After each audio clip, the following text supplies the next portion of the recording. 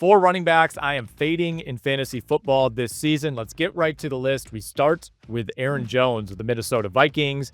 He's going as the RB25 right now at the NFFC, which is frankly a pretty reasonable price for a guy who finished as the RB14 a year ago.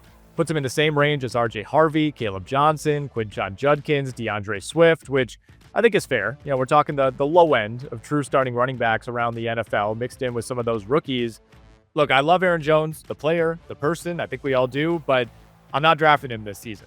For one, he turns 31 midway through the season. Now, I know he stayed healthy for most of last season. He played 17 games, but to me, that was the absolute best case scenario. This was a guy who was perpetually banged up when he was in Green Bay. You know, he missed time most seasons. I believe he missed 3 games his final year with the Green Bay Packers.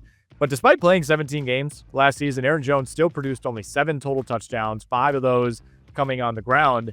He had 24 carries inside the 10-yard line, converted only 3 of those into touchdowns. Because of that, the Vikings made a move. They went out, they got Jordan Mason this offseason. Kevin O'Connell has already indicated that Mason will take over a good chunk of the goal line work. He went as far as to call Jordan Mason the 1B to Aaron Jones 1A. I see this honestly as more of a committee than a clear number 1 and a clear number 2 situation. And look, even if it starts out with Aaron Jones handling the bulk of the workload early on, I think that's going to change as we get deeper into the season. Either way, with Aaron Jones getting up there in age, getting up there in workload, Minnesota is clearly looking to reduce that workload this season, particularly after he carried a career-high 255 times in 2024, also logged a career-high 306 touches overall. Again, the track record in terms of health dating back to Green Bay, it's not the greatest. I think the Vikings see the writing on the wall. I think they're preparing to scale back his workload. And again, the price is not exorbitant. If you take Aaron Jones and it doesn't work out, it's not going to completely wreck your draft, but I'm really high on what Jordan Mason can bring to this team. I think his share of the carries is going to be larger than a lot of people expect, even early in the season. And keep in mind, it's no guarantee that the Vikings offense is as productive as it was last season. Top 10 in scoring, near the top of the league in red zone trips. Who knows what this is going to look like under J.J. McCarthy.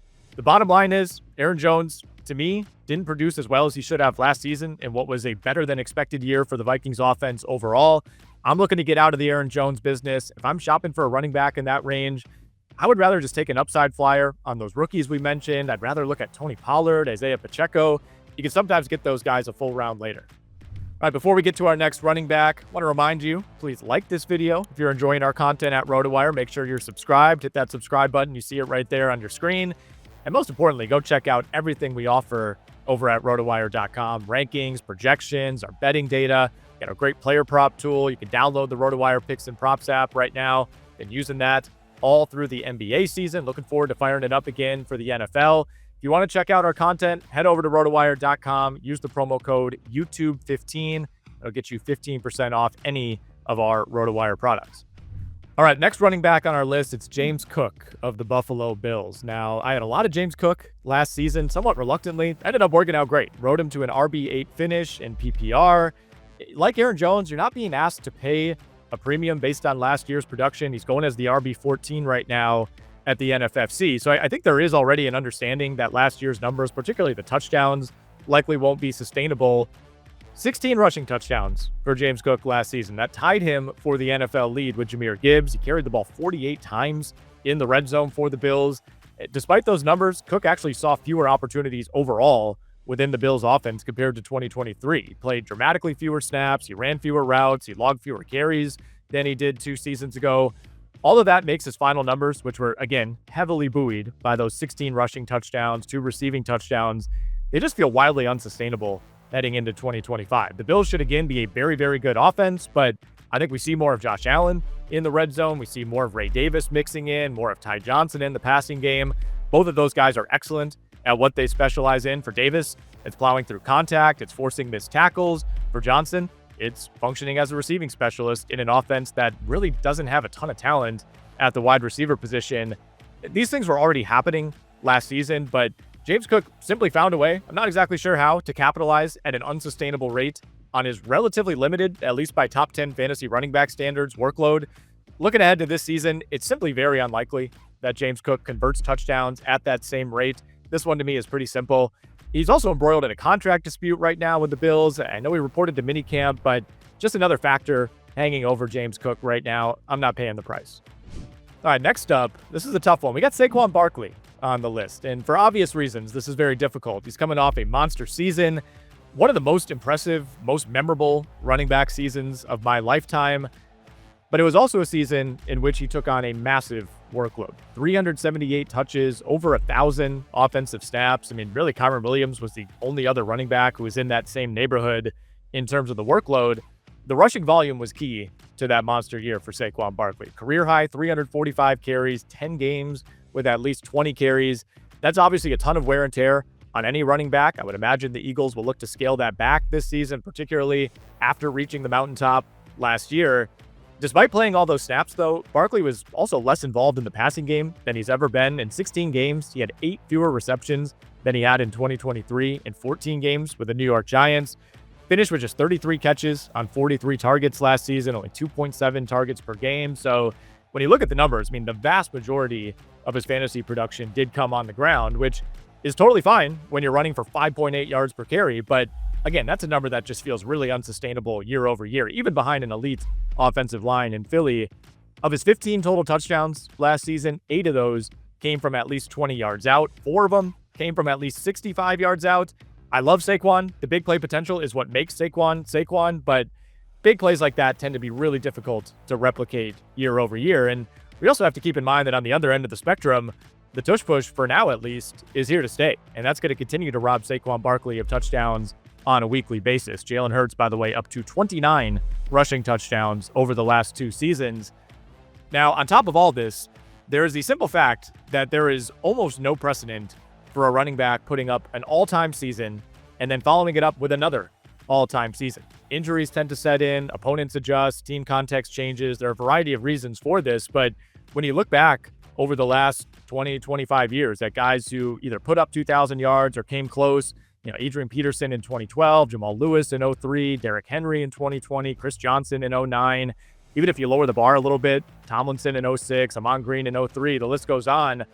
All of those players saw significant drop-offs in both total and per-game production the following season, and all of them, except Chris Johnson, missed time the next year. So, look, maybe Saquon is young enough, maybe he's special enough to avoid that. I will hear that argument. The Eagles' offensive line should, again, be in a well-oiled machine. This is a great situation for Saquon Barkley. This has nothing to do with the Madden curse. Let me be clear about that. I'm just saying, there is almost no precedent for back-to-back ultra-elite seasons for an NFL running back. And it's something you have to consider if you're burning the 2nd or 3rd overall pick on Saquon Barkley. At that kind of acquisition cost, you need an elite season. Maybe not a 2,000-yard season, but you need another really elite season from Saquon Barkley to return value. The final running back on our list, it's Joe Mixon of the Houston Texans. So I was already low on Joe Mixon before the Nick Chubb acquisition, but that really hammered it home. The Texans seem to kind of know what we know, which is that the clock may be ticking on Joe Mixon's prime.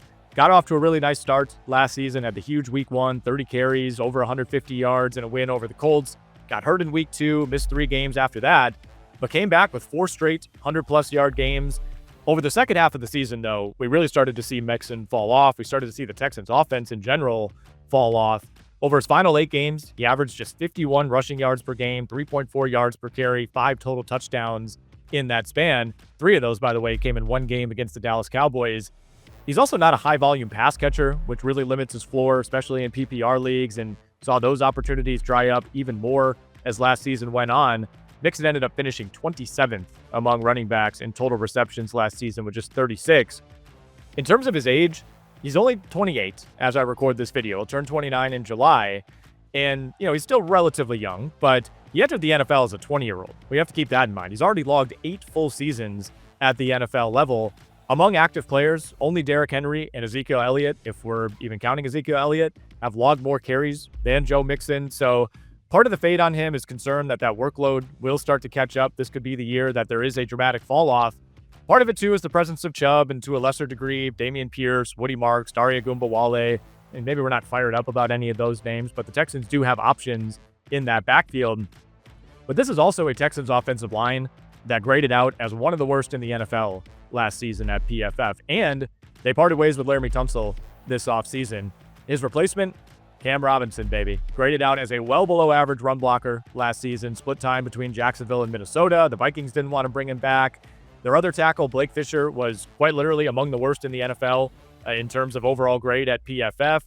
They might move Titus Howard to tackle this season. I don't know. I'm not an offensive line expert. I think we're getting too much in the weeds on this. But the point is, this was not a good offensive line last season, and it projects to have even more question marks as we look forward to 2025. So coming off a year in which he finished as the RB8 on a per-game basis, Mixon now going as the RB15 at the NFFC. Again, like Aaron Jones, the discount is somewhat built in already, but I'm still not burning a top 45, top 50 pick on Joe Mixon. I'd rather roll the dice on Chuba Hubbard, Alvin Kamara, even someone like Kenneth Walker. If you wait around, you get into some of those younger running backs. I'm just not interested in Joe Mixon this season.